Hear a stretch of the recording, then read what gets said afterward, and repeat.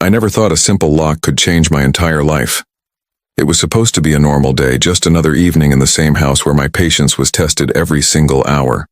But that night, when I changed the apartment lock, I didn't know I was unlocking the darkest truth of my marriage. When I married Rohan, I dreamed of peace, love, and a little space to build our life together. But space was something I never truly had. My mother-in-law, Shanti Devi, was always around. In every conversation, every argument, every single decision.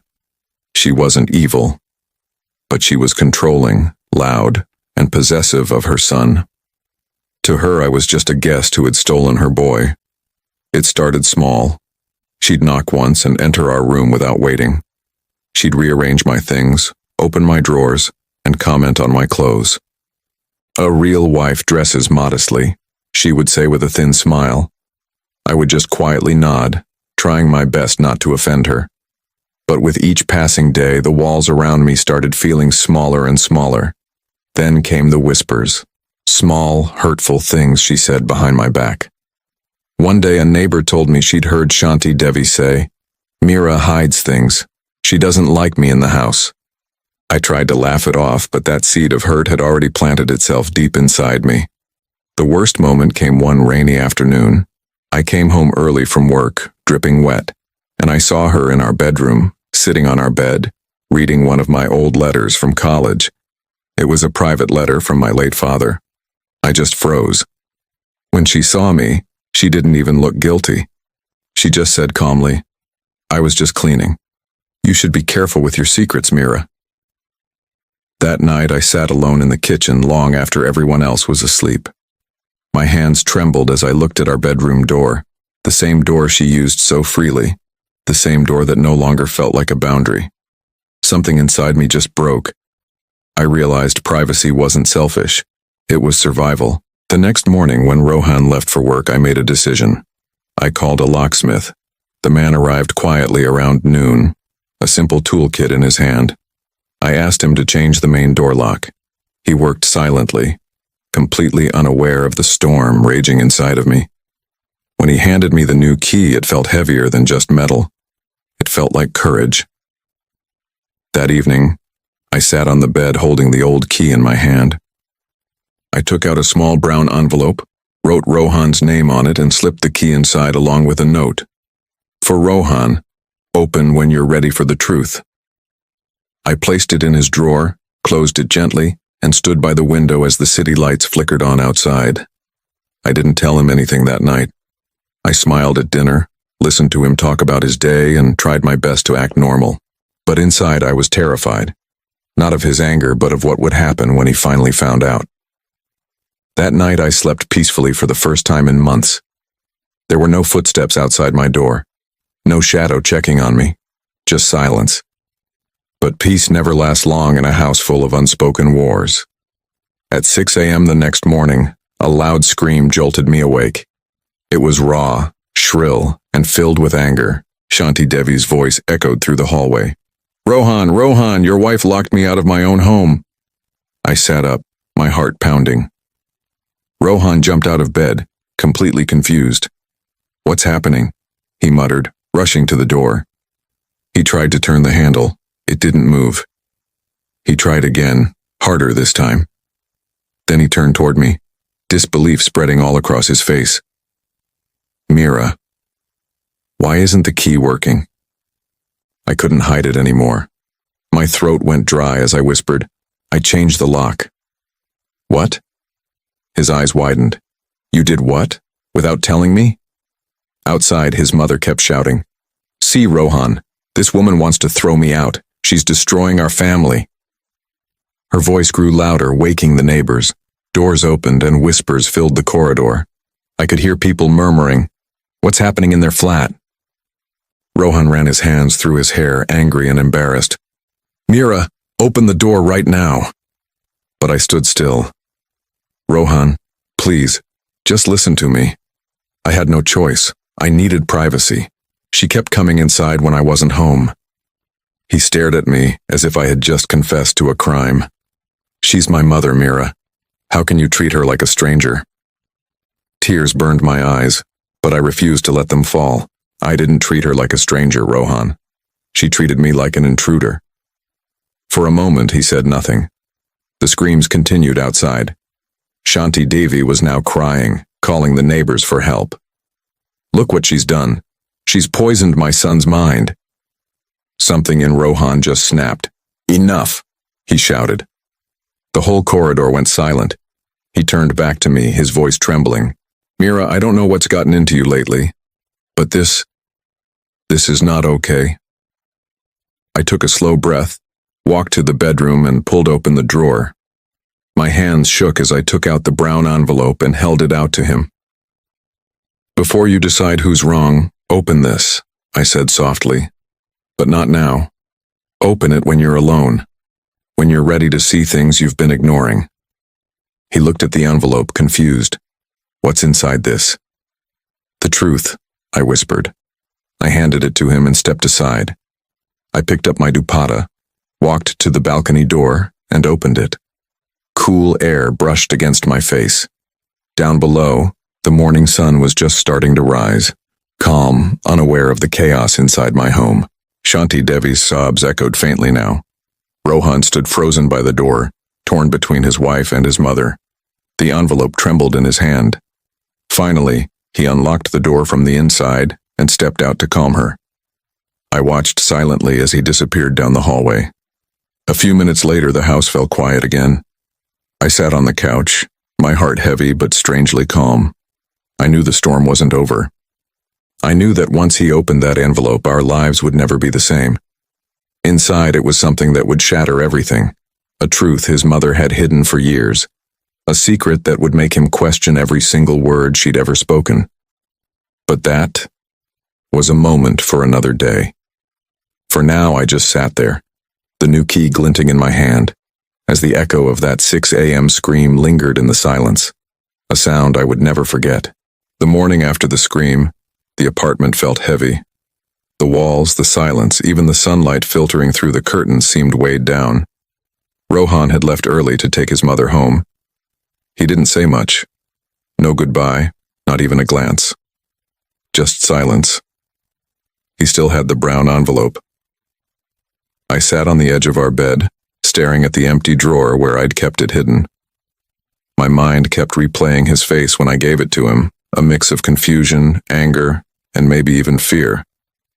He had no idea that what was inside could shatter everything he believed about his family. Hours crawled by. I couldn't eat. I couldn't focus on anything. The ticking of the clock felt deafeningly loud. Every little noise from the hallway made my heart leap into my throat. By evening, he still wasn't back. A part of me wondered if he ever would be. Then, around 8 p.m., I heard them, his familiar footsteps. The key turned in the lock. He stepped inside, his face pale, his eyes swollen, but it wasn't anger I saw. It was something much deeper. Shock. He placed the envelope on the table. It was open. "Where did you get this?" he asked, his voice trembling. I took a deep breath before answering. "You opened it," I said softly. He nodded slowly. "I did, and I wish I hadn't." The envelope contained two things, a key and a small faded photograph of his mother, Shanti Devi, with another man, taken more than 25 years ago. On the back, in her handwriting, was a name and a date. Along with the photo was a letter I had found months ago, tucked away in an old trunk in our storeroom. A letter written by that same man to Shanti Devi. I remember that day so clearly. I was just cleaning, going through an old box of Rohan's childhood things, toys, notebooks, photos. But underneath it all, wrapped in a piece of red cloth, was that letter. The moment I read it, a chill ran down my spine. It spoke of love, of promises, and of a child that man believed was his. The letter was dated just 1 month before Rohan was born. For days I was paralyzed. I didn't know what to do. My intention was never to expose anyone or cause pain.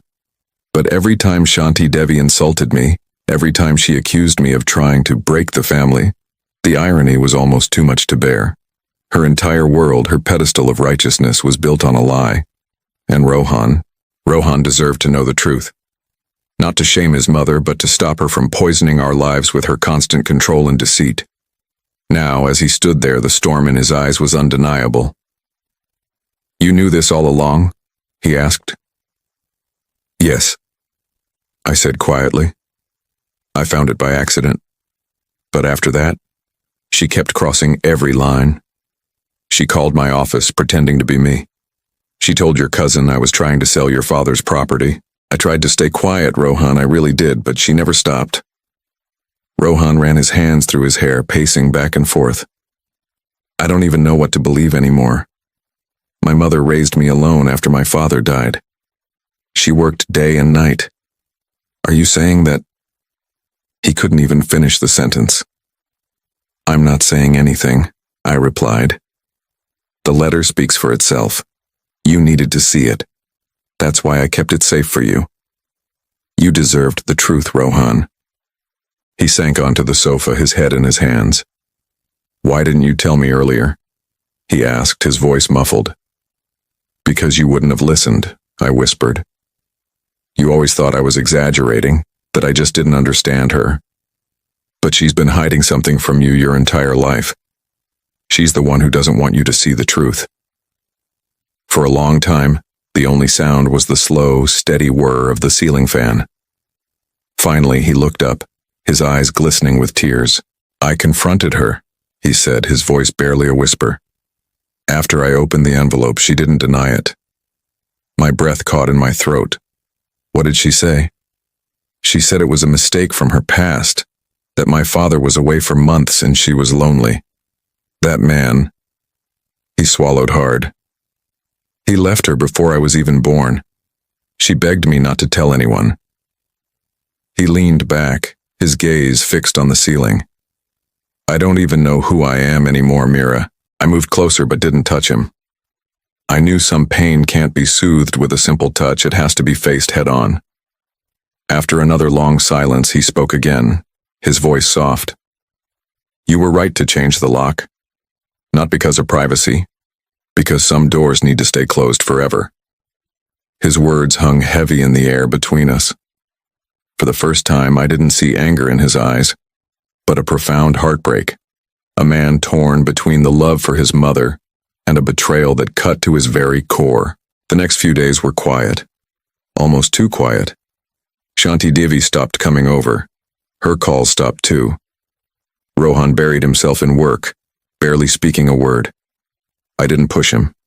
I knew the wound was still fresh and raw. One evening, about a week later, I came home from the market to find a letter on the table. The handwriting was shaky, uneven. It was from Shanti Devi. I hesitated, then opened it. "Meera," it began, "I know you hate me. Maybe you have every reason to. What you found was true, but it's not the whole truth. I did what I did to protect my son. I never wanted him to know. Please don't destroy him with the past. I'm leaving for a while. Don't try to find me." The letter just ended. No location, no promise of return. Just silence. That night, when Rohan came home late, I showed him the letter. He read it slowly, his face a complete blank. Then, he tore it into small pieces and dropped them into the dustbin. "I don't want her to run away," he said, his voice firm. "I want her to face it. But maybe she needs time. Maybe we both do." He walked out onto the balcony, looking at the city lights. "You know, all my life I thought my mother was my strength. Turns out she was also my biggest secret."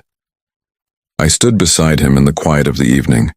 The air between us felt fragile, like glass. One wrong word could shatter everything. For the first time in what felt like forever, he turned to me and said softly, "Thank you for not giving up on me." Those words hit me harder than I ever expected. For months, I had been cast as the villain, the disrespectful wife, the outsider trying to tear a family apart. But in that moment, standing next to the man I loved, I realized something profound. Sometimes the truth doesn't destroy relationships. It rebuilds them, just in a different way. As we stood there, the sudden ring of the doorbell echoed through the apartment. We both froze. It was late, almost midnight. Rohan hesitated, then walked towards the door, with me following close behind. He unlocked it slowly, his hand trembling just slightly. On the other side stood Shanti Devi. Her face was pale, her eyes red and swollen from crying. She didn't say a word. She just held out an old wooden box and whispered, "I think it's time you know everything." Rohan stared at her, completely speechless. I looked at the box in her hands. It was the same one I had found in the storeroom months ago. Only now it seemed heavier, as if it carried not just secrets, but the weight of years of pain. And as she stepped inside, I had a sinking feeling that the truth we thought we knew was only the beginning. Thank you so much for following this journey with us. What do you think is in the box? Let me know in the comments below. When Shanti Devi stepped into the apartment that night, everything stopped moving. The clock, the fan, even my heartbeat. Rohan and I just stood there watching her. She looked smaller than I remembered, wrapped in a dull shawl, her eyes swollen from crying. In her trembling hands, she held the same wooden box I had seen months ago in the storeroom, only now it was locked with an old iron clasp. She placed it on the dining table without a word. The sound of wood against marble echoed through the quiet room. Then she looked at Rohan. "You deserve to know," she said, her voice hoarse, "but once this box is open, nothing will be the same again." Rohan didn't speak. He just nodded, his jaw tight, his hands trembling slightly. She handed him the small key tied to the corner of her dupatta. For a moment he hesitated, glancing at me as if silently asking whether he should go on. I nodded. The lock clicked open. Inside were dozens of letters, yellowed, fragile, their edges crumbling. Beneath them lay a small diary wrapped in cloth, and at the bottom an old silver bracelet with a broken charm. Shanti Devi sat down slowly, her eyes distant. "These are pieces of a life I never meant for you to see," she whispered. "But the truth finds its way out, no matter how deep you hide it." Rohan picked up one of the letters and began to read aloud. It was from that same man, the one from the photograph. His name was Arvind. The words were full of love and pain, written with a kind of desperation that only comes from guilt. "I know you are married, I know this is wrong. But every time I see you, I feel alive again. You said your husband has changed, that he's lost in drink and anger. If you ever need a safe place, you'll find it with me. Always." Rohan stopped reading, his lips quivering. "My father, was he like that?" he asked quietly. Shanti Devi nodded. "Your father was a kind man once, but after losing his business, he drowned himself in liquor and anger. I was young, lonely, and foolish. Arvind was the only person who made me feel human again." Her voice cracked. "But it didn't last. When I became pregnant, he disappeared. Your father found the letters and threatened to kill me if I spoke. When you were born, he accepted you as his son but never truly forgave me." She took a shuddering breath. "He died believing you were his, and I lived with that lie every single day." Rohan's face went pale. He sat back, his breathing shallow. "So I'm not his son," he whispered. Shanti Devi shook her head slowly. "Blood doesn't matter, Rohan. You are mine. I raised you. Every bruise, every meal, every sleepless night. That was real. But yes, Arvind was your biological father." Silence fell like a heavy curtain. I could hear the faint ticking of the wall clock, each second dragging like an echo of broken time. Finally, Rohan spoke, his voice strained. "Why did you never tell me?" "Because I was ashamed," she said. "Because I wanted you to believe your life was whole, that you came from love, not a mistake. I didn't want you to hate me." He looked down at his hands, then at her. "Ma, you didn't trust me with the truth. And that lie, it destroyed everything." Tears welled up in her eyes. "I know. And I'm sorry, Beta. I know I made your life and Meera's life miserable. I was scared she'd take you away, just like I once lost someone I loved. I tried to control you because I didn't want to lose you too. For the first time, I saw something in her eyes that I hadn't seen before. Not arrogance, not authority, but deep, unfiltered guilt. Rohan stood up, pacing the room. You wanted to protect me, Ma, but you broke me instead. Do you even know what I felt when I read that letter? I thought my whole life was a lie. She reached for his hand. I know, and I'll spend the rest of my life making it right, if you let me. The words hung in the air like fragile glass. I wanted to step in, to calm him, but I knew this was between them, a son and a mother standing on the ruins of truth. After a long silence, Rohan closed the box gently. Arvind, he murmured. Do you know where he is now? Shanti Devi shook her head. I heard he died years ago in another city. I never saw him again. He nodded slowly, his eyes lost somewhere far away. Then I guess there's nothing left to ask. But just as he turned away, she said something that made both of us freeze. There's one more thing inside the box, she whispered. Something you need to see. Rohan opened it again and pulled out a small envelope sealed with wax. Inside was a single folded document, a hospital certificate. My heart stopped as he unfolded it. It was an adoption form, signed by Shanti Devi. She spoke softly, almost to herself. Your father found out the truth before he died. He made me promise to make it right. So I went to court and adopted you under his name. I thought if I made it official, maybe the guilt would fade. But it never did. Rohan stared at the paper for a long time, then tore it in half and dropped it on the table. I don't need a document to tell me who my mother is, he said, his voice shaking. But I do need time to forgive her. Shanti Devi covered her face with her hands and began to sob, the kind of cry that comes from deep inside, where words no longer reach. I stood silently, tears burning my own eyes. In that moment, I didn't see a monster or a manipulator. I saw a woman who had been running from her own truth for decades. Rohan knelt beside her, placing a trembling hand on her shoulder. Ma, I can't forget what you did, but I don't hate you. I just need you to stop hiding behind lies. Please. She looked up, eyes red, and whispered, I will. The three of us sat there in silence as the city outside slowly came alive with dawn. The light through the window touched the box, that wooden box which had carried so many secrets, until it looked almost peaceful, as if it too could finally rest. Later that morning, Shanti Devi packed a small bag. She said she wanted to visit the temple in her hometown and stay there for some time. I need to make peace with myself, she told us before leaving. Rohan didn't stop her this time. He simply said, come back when your heart is lighter. When the door closed behind her, the apartment felt different, quieter, but not empty. It felt like a wound beginning to heal. Rohan sat beside me on the sofa, his hands clasped tightly. You knew this would come out one day, didn't you? He asked. I nodded. Secrets never stay buried forever. I just didn't know how much it would hurt when they surfaced.